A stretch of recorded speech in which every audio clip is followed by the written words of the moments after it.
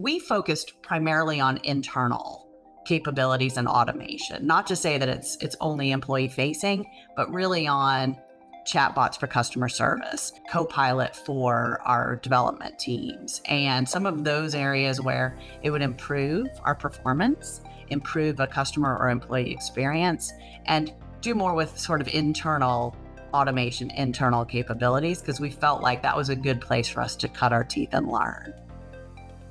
Welcome to Technovation. I'm your host, Peter High. My guest today is Shannon Johnston. Shannon is the Senior Executive Vice President and Chief Information Officer of Global Payments, a leading worldwide provider of payment technology and software solutions that earns more than $9.5 billion in annual revenue. Shannon's been in role for about 5 months, though she's worked for Global Payments for more than 8 years. She held each of the divisional Chief Information Officer roles at the company and also served as Chief Digital Officer and Deputy CIO for much of the prior year as she was groomed to take over the global CIO role. She's leading the company through a strategy of simplicity and transparency, and all the while she's serving as a model for her team and especially for women on her team to follow. I look forward to learning more about all of the above through this conversation. Shannon, welcome to Technovation. It's great to speak with you today. Thanks. Well, Shannon, I thought maybe we would begin with your company. You are the Chief Information Officer of Global Payments, a role you've had for 4 or 5 months now.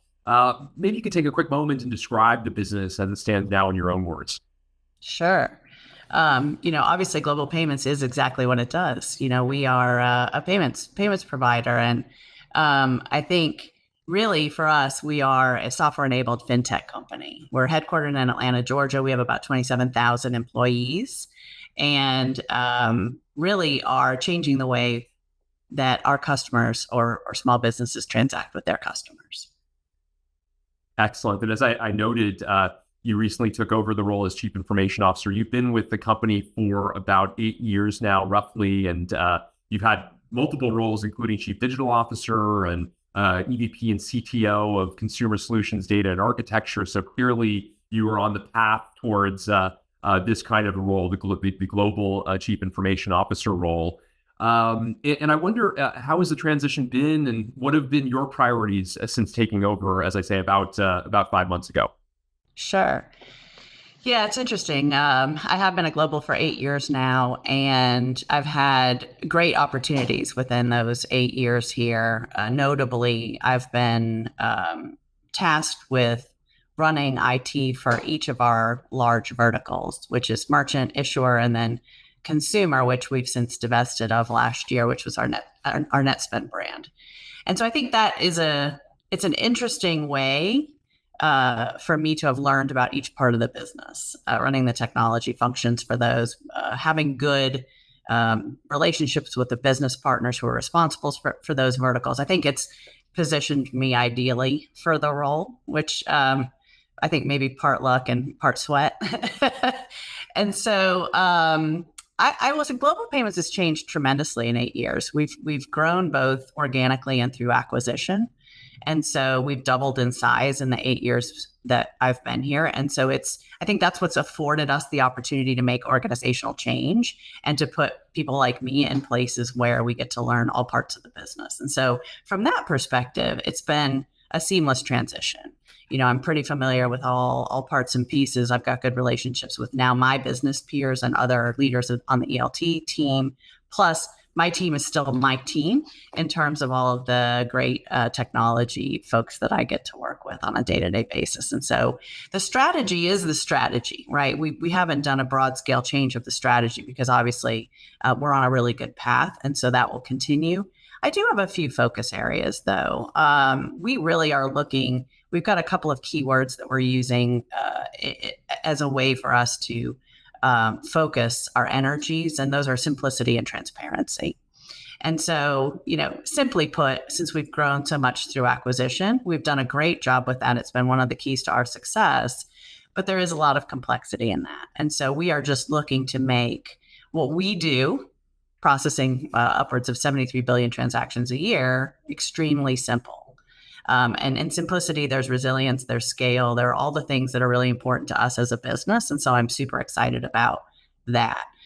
Transparency is More than what it sounds like. We've realigned the IT organization to be value stream focused and aligned to the business, and so that even we do a great job prioritizing what we do, but I think there's not as much transparency as some of the smaller efforts, and so this business alignment will get us um, alignment down to the smallest piece of work with our business partners to make sure we're only focused on the things that they want us to be focused on. And so I'm really excited about the amount of transparency that we're giving to our business leaders, and so that they can help us be as successful for them as they need us to be. Really well articulated. Thank you for that, Shannon. And interesting as I think about the complexity that is reduction of complexity, but the complexity that builds up, as you point out, through acquisition, and the necessity now to think about simplicity and transparency as you went through there. The advantages of having somebody who understands the business for 8 years taking on the role that you have certainly seems very wise. It's not to say that a lot of organizations that are structured somewhat like yours, who have grown through acquisition as yours has, have not had leaders leave, and then they bring in somebody from the outside only to have a long period of learning. And I wonder how early on, clearly as you were taking on a variety of leadership roles, you must have been in the made aware or had an idea that you were in the succession plan, perhaps. Yeah. Can you talk a bit about what that, how that came to pass, and especially as deputy CIO, which I didn't mention was one of your prior roles as well. How that sort of process of growing into this role happened. Yeah. Like I said, since we grew through acquisition and doubled in size twice, we've changed the IT organization over time. And so the data and architecture role, for example, was a brand new organization that we founded because we figured out very quickly that we were doing enough in the data space that it was its own organization. It started off as part of my original software engineering organization and then mushroomed into this core capability that all parts of the business could use and benefit from. I think that we've done a tremendous job in succession planning as a company. We are active in our planning for what if. What if somebody retires? What if somebody gets another great gig somewhere else? What if?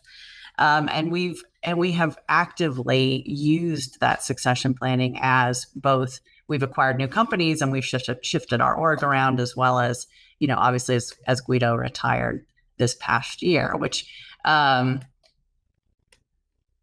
think really I have been on the succession list for Guido for a couple of years. I was not the only one. There were a couple of us.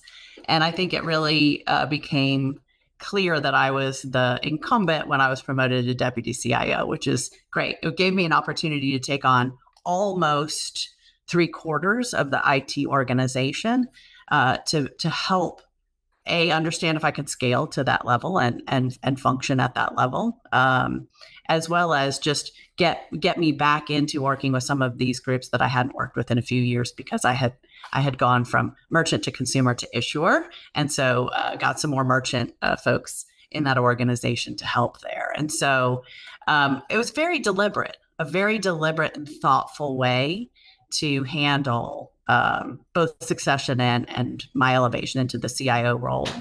And I'm really excited about it because I think being that deliberate, it makes it very drama less.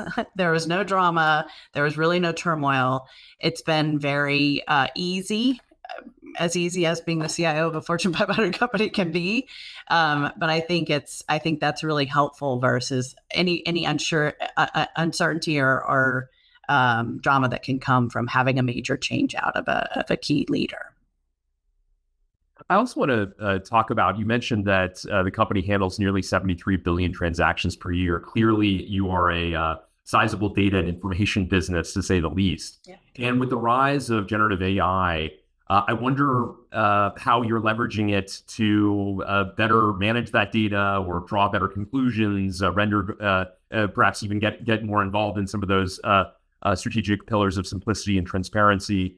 How is Gen AI being leveraged within Global Payments, please?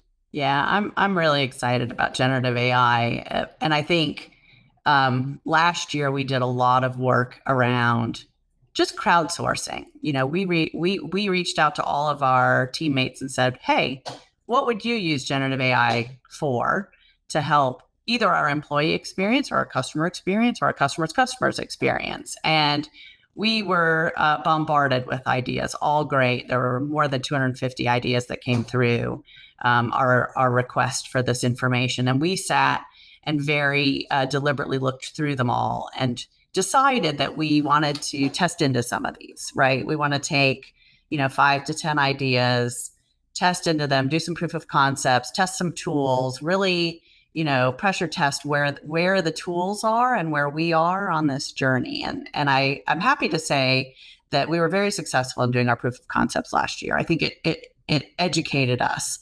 tremendous degree on where is their value and where is there maybe just a little bit more hype than value, or where are the tools still maturing.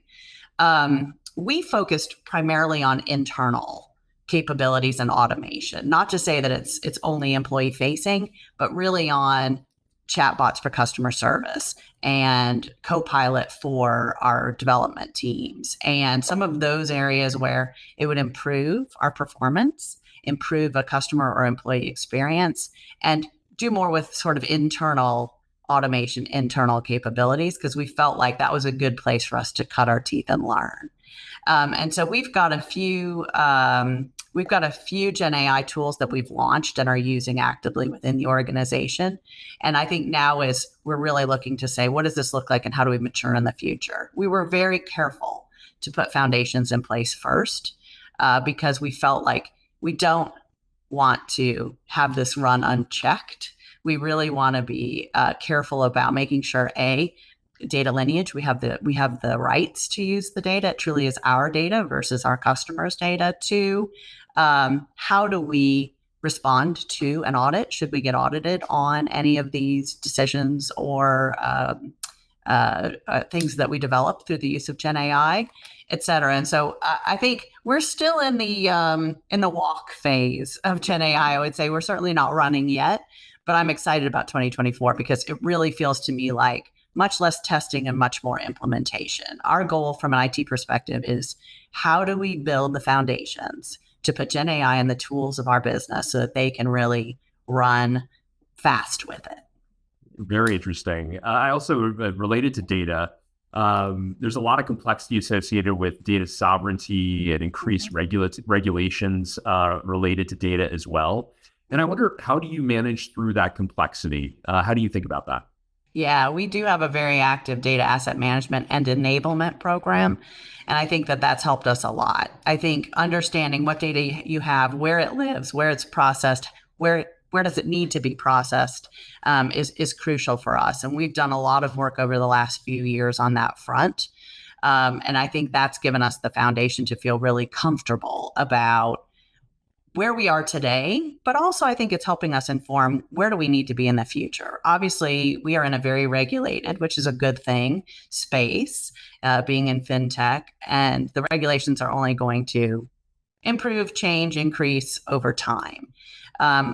We've developed deep partnerships in the cloud space with Amazon and Google. We've done a lot of press releases on that. You could read those and learn more for sure. But in short, I think that really helps us say if we have a customer or a need to put data or processing in a certain part of the world, we can do that now pretty easily.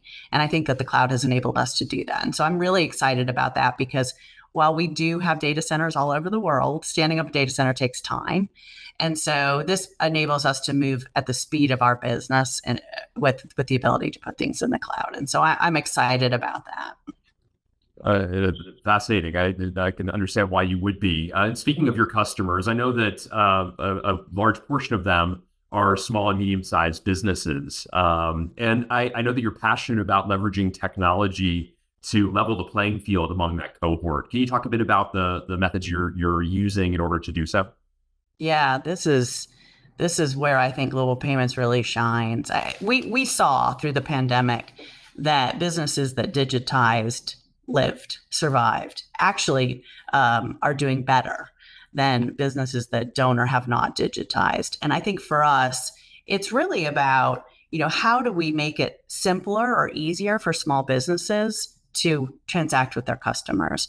Our goal is really this frictionless payment, but it's more than just that. It's really about, one, how do we create the ability for our customers to have customers transact in any way that they want to transact. So various payment methods, credit, debit, crypto, contactless, buy now, pay later, which we could talk about some more as well.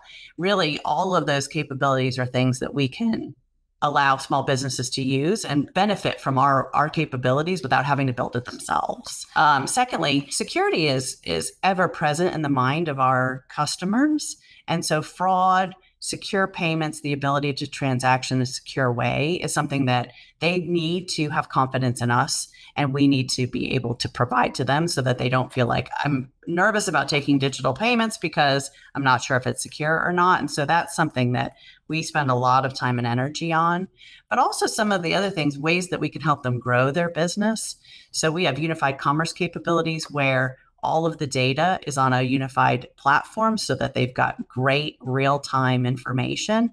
And then on top of that, analytics capabilities that will help them run and grow their business. It's really important for us, for our customers to be able to understand the demographics of their customers, how their marketing reach is happening, how can they improve loyalty for their customers, all of the things that somebody who probably starts up a small business doesn't really think, I have to be a marketer or I have to be an analytics person. They just think, I really want to make great pizza. And so really for us, it's how do we create those tools where they can use our tools to help their business. And it's not something that they have to be extremely adept in. It's just they can use our tools to do all of that. And so, but frictionless is really the name of the game for us, is how do we make it really easy for our customers to transact with their customers? I like that. Speaking of sort of simplifying, that frictionless topic is certainly simplifying things for your customers.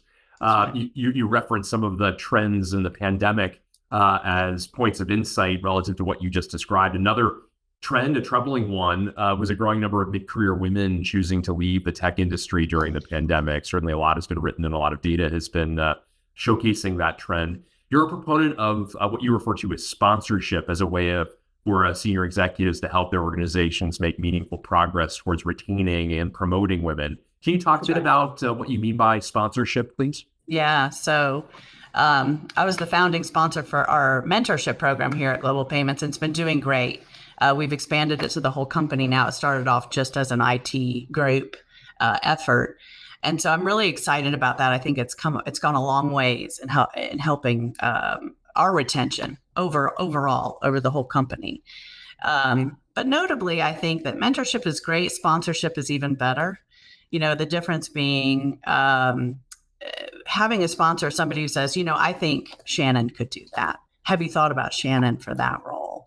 And I think that is something that is imperative for us to do for women. As we have done so many different organization models as a result of our growth, having somebody in the room saying, what about this person? What about how do we consider women for each and every of these opportunities as they come? And so I think that's really, really important, is to have, and sometimes you have to generate your own sponsors. I don't think sometimes it's a formal program as much as it is, just asking someone, especially if they're not in the same group as you are, is to say, hey, if you hear of anything, here's something that I'm interested in doing, and can you keep me in mind as you hear things in your part of the organization that might be of interest to us, et cetera. And so we've done a lot of work internally on, I do a monthly leadership lounge, which is, us having key topics for conversation for our leaders. We've done a lot of work on this topic because I think it's really important to educate people on how to be a great sponsor and how to generate a sponsor for yourself, because I have benefited in my career from sponsorship more often than not. It's been somebody who said, hey, have you thought about Shannon for that role? She might be great for that. And so I've been very, very fortunate to have sponsors in my career. And so it's really, for me, how do we create sponsors and how do we have people actively seek sponsors? Tremendous insights, and all the more meaningful as you talk about both sides of it as its impact to you as well. We've spoken about a number of trends already. through this conversation. But I wonder, as you look to the future, are there other trends that particularly excite you that are making their way into your mind or onto your roadmap? Yeah, I think the generative AI one has been all eclipsing for now, because I think there are so many different places that we could use it. We talked a little bit about internal capabilities within the company. I really have a passion for improving our employee experience, onboarding. How do we give them the right tools to do their job? How do we make them love their job? We are very fortunate to have an extremely low attrition rate. And I think one of the reasons for that is because we really do want people to love coming to work here. Part of it is team and working together and getting to work with smart people and do really cool, fun projects. But some of it too is just the tools and capabilities we give our employees to do their work. And so I'm excited about generative AI from that perspective. I'm excited about generative AI too, in the space of fraud and risk, in the space of how do we make code so much more efficient that we can actually reduce our carbon footprint in terms of how hard it is for the code to run and process. Because while it's costly to do Gen AI from a compute perspective, I think there may be a way to flip the script and actually have it help us reduce our compute as well. And then I think lastly on generative AI, one of the real interesting use cases that we're starting to spend some time on is in the security space. How do we really identify false positives so that we don't spend time chasing those, so that we can really, really focus on the place where this is a true thing that we need to spend time focusing on. And Gen AI's ability to generate data so that we can fine tune these models, I think is going to be the sweet spot. So I'm really excited about it. I don't think it's hype, but I think it's going to take a lot more work than just, hey, stand up a model and run it and everything is wonderful. I think there's work there to be done, but I think it's going to be good work. Keen insight, certainly, and a number of areas to keep our eyes open for as innovation continues to blossom within the organization. You've already talked a bit about some of the aspects that I hope to cover with you in the last question I wanted to ask you, which is secrets to your success. You talked about part luck, part sweat. You talked about the importance of sponsorship. As you reflect on your rise, now having been a C-suite executive at multiple organizations, but of course, particularly meaningfully in your current role, are there other, maybe you can get into some of the sweat and some of the luck that have led you to the high perch you currently have? What are some things you would reflect on? Yeah, I think the hard work is the foundation. I've always teased that hard work beats talent when talent doesn't work hard, and I think that's very, very true.